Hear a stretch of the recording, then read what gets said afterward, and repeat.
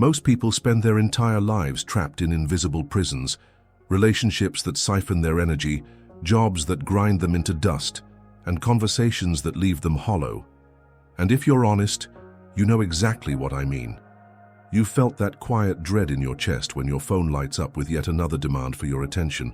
You've sat in rooms where you had to smile while someone slowly dismantled your self-worth.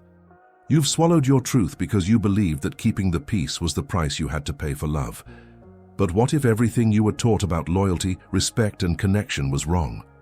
What if the constant need to explain yourself is the very thing keeping you stuck in cycles of emotional exhaustion? Carl Jung once said, "Until you make the unconscious conscious, it will direct your life and you will call it fate." And that's exactly what happens when you allow narcissists to use your reactions as their fuel.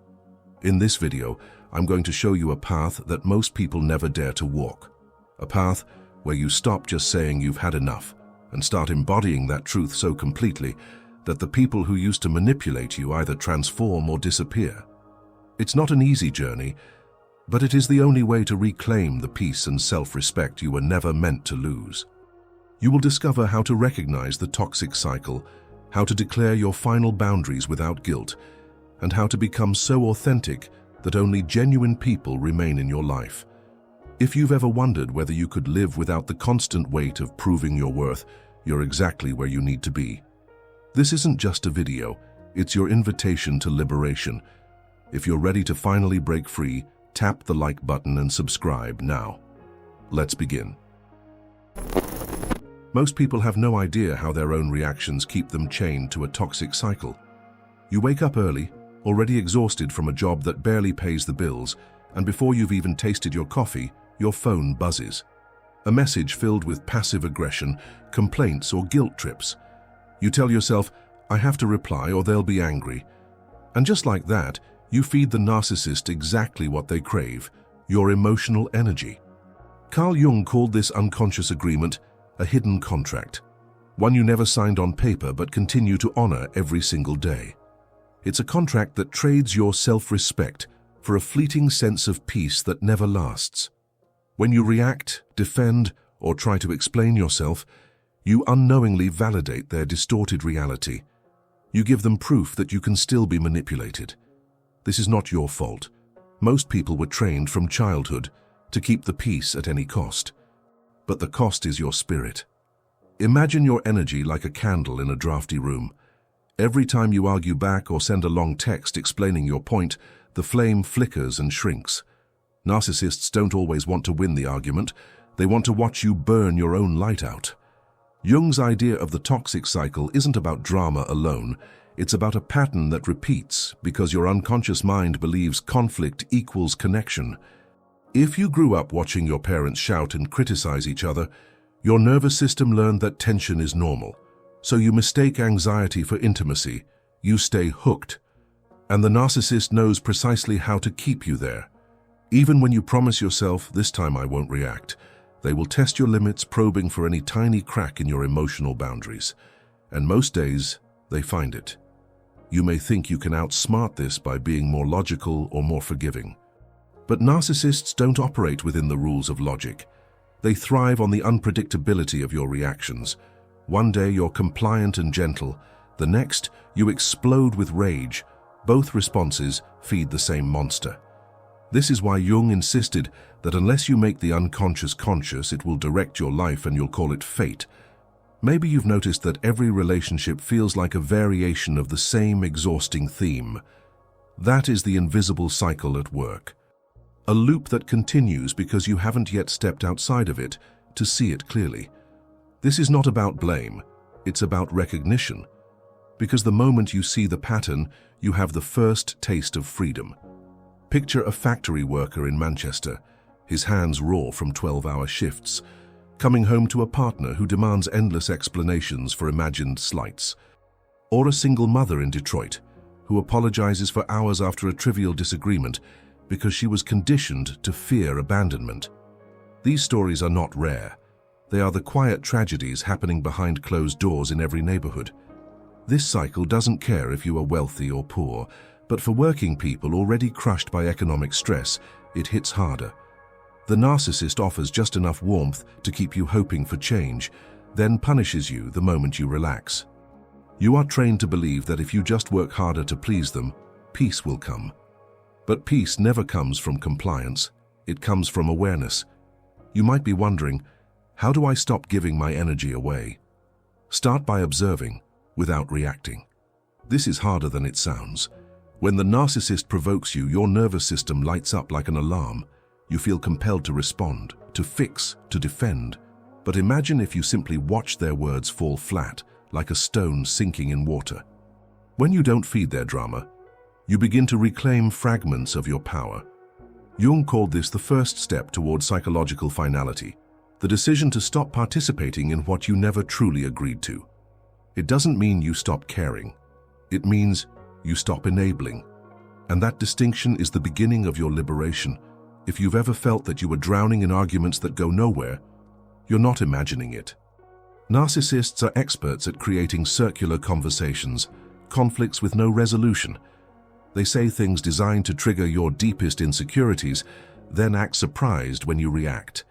And when you do, they accuse you of being unstable or too sensitive. This is by design. The longer you stay in the loop, the more exhausted you become. And the more exhausted you are, the easier it is for them to control you. But there is an exit, though it requires a level of conscious choice most people are never taught. If you're ready to learn what that looks like, stay with me.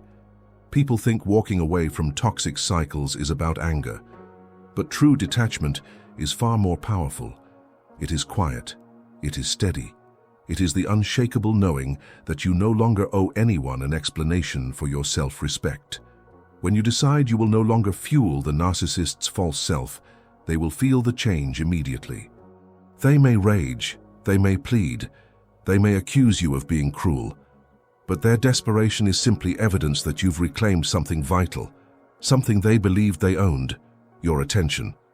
And when your attention is no longer for sale, the cycle begins to crack. Before we explore how to declare your final boundaries with clarity, take a moment to consider this. What would your life look like if you stopped defending yourself to people determined to misunderstand you? How much energy would you save if you no longer answered every provocation? In the next section, we'll uncover the precise words and the internal conviction you need to step fully out of the toxic cycle and into a place of calm strength. Because it's not enough to withdraw, you must also declare your freedom. But first, reflect on this question and share in the comments. When was the last time you gave your power away just to avoid temporary discomfort? There comes a moment when you can no longer pretend that explaining yourself is working. You have tried every angle, reasoning, patience, compassion, even silence, and still, the narcissist circles back to the same accusations. This is when you discover that words alone will never save you. If you simply say, "I'm done," but deep inside you're terrified of losing their approval, the energy of that fear seeps through every syllable. They feel it. They sense that you are not truly finished. Carl Jung called this the lack of psychological finality, the state where your mouth says you've closed the door, but your nervous system leaves it wide open. And this is why so many working men and women feel stuck in endless cycles of emotional whiplash. Because declaring freedom without embodying it is just another performance. And the narcissist has seen this play before. Imagine a woman standing in her kitchen after another night of insults. Her hands are trembling as she says, "I won't do this anymore." But inside she's still hoping that he will apologize, that he will finally see her pain and decide to change. That desperate hope is the invisible tether that keeps her bound to the toxic cycle.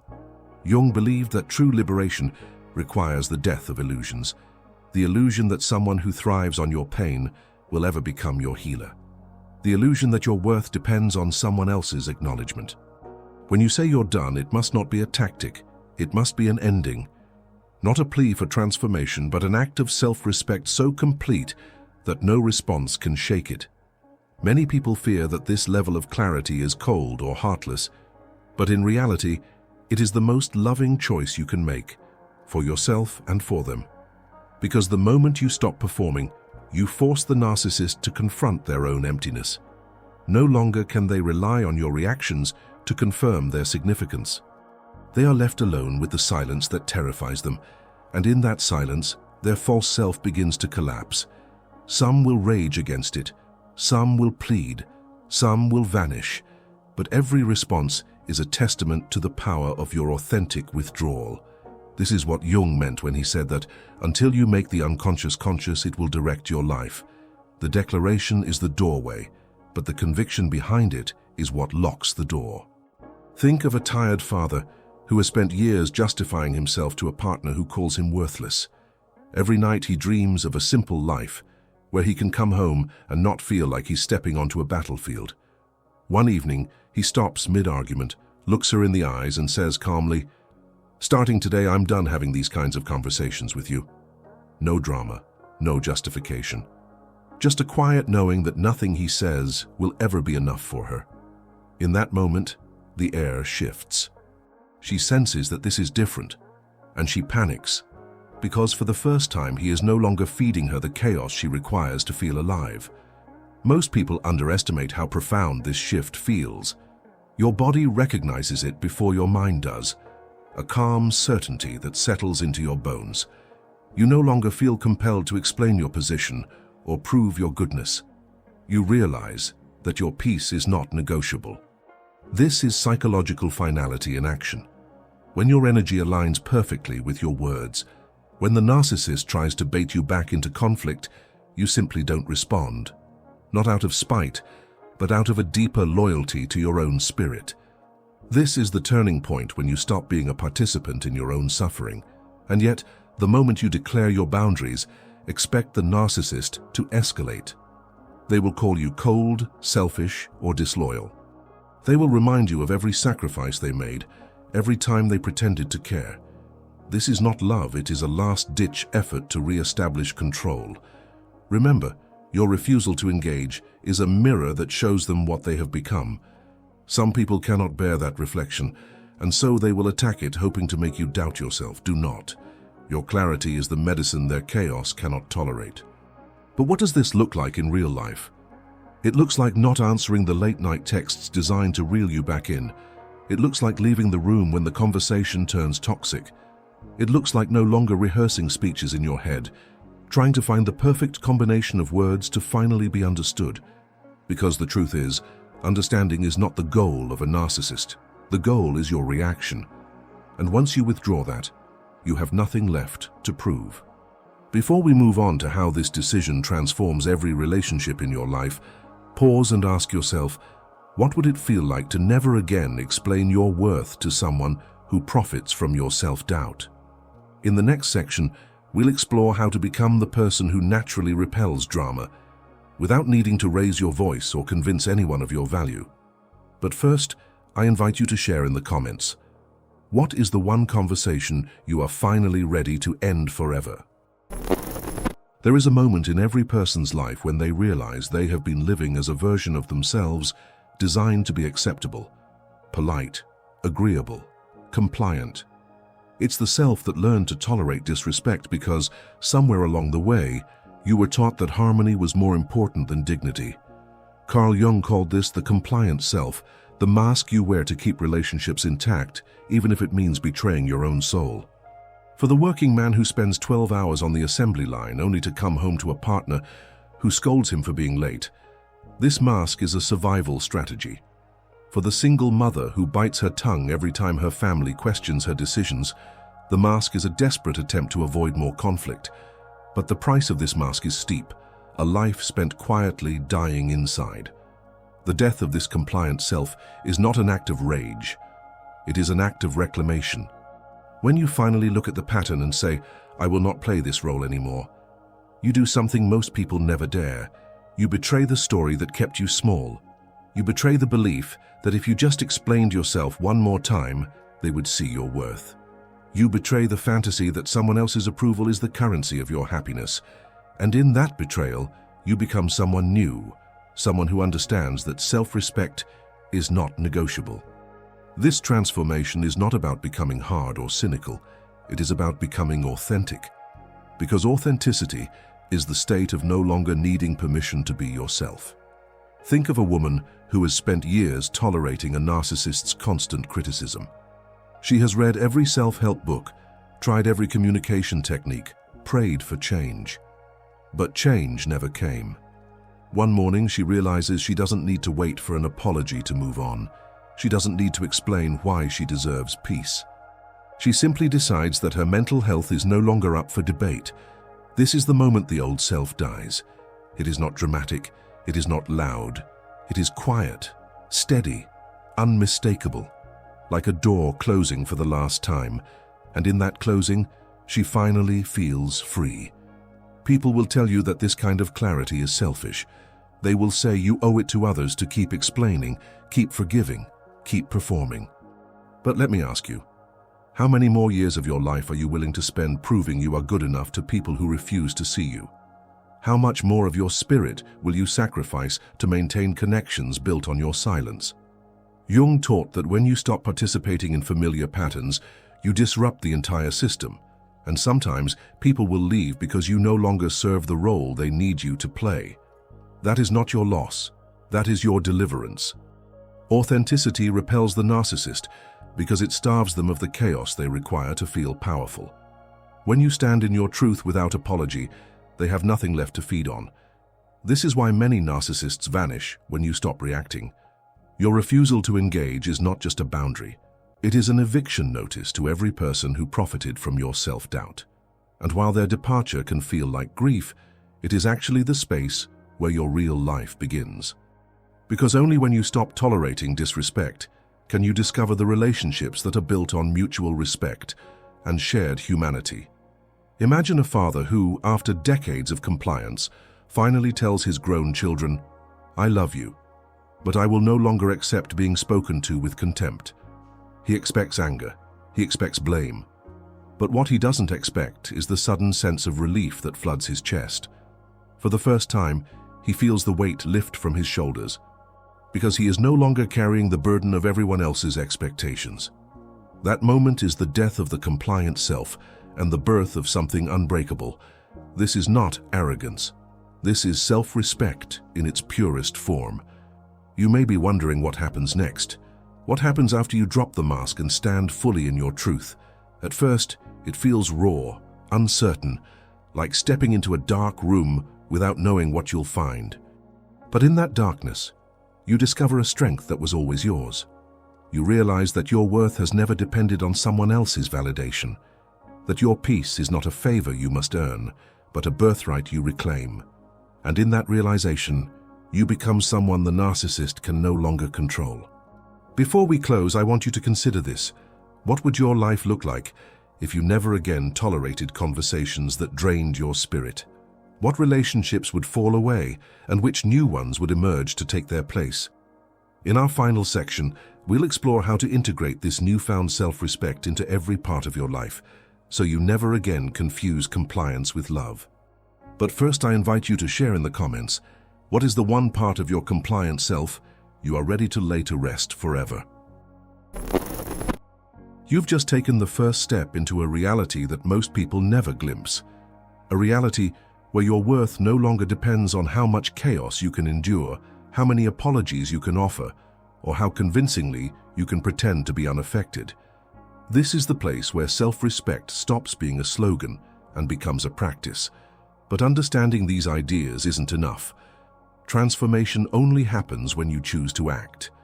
So ask yourself now, which conversations will you no longer entertain? Which parts of your compliant self are you finally willing to let die? And perhaps the most important question, who will you become when you no longer need to prove anything to anyone? These are not easy questions, but they are the gateway to a life where your energy is no longer a currency others can spend. If you feel the pull to return to old patterns, remember this. Nothing will change until you make a conscious choice to value your peace over their approval. I want you to take one small action today. Maybe it's deleting a message you don't need to answer. Maybe it's sitting quietly when someone tries to bait you. Or maybe it's simply writing down the sentence, "Starting today, I'm done having these kinds of conversations." If this video has stirred something inside you, I'd love to hear about it. Share your thoughts in the comments. Tell me which part of your life is ready for this transformation. And if you're serious about creating a life built on authenticity and calm strength, Subscribe and turn on notifications so you don't miss what comes next. For deeper guidance and tools to help you integrate these insights, check the material I've selected for you in the first pinned comment.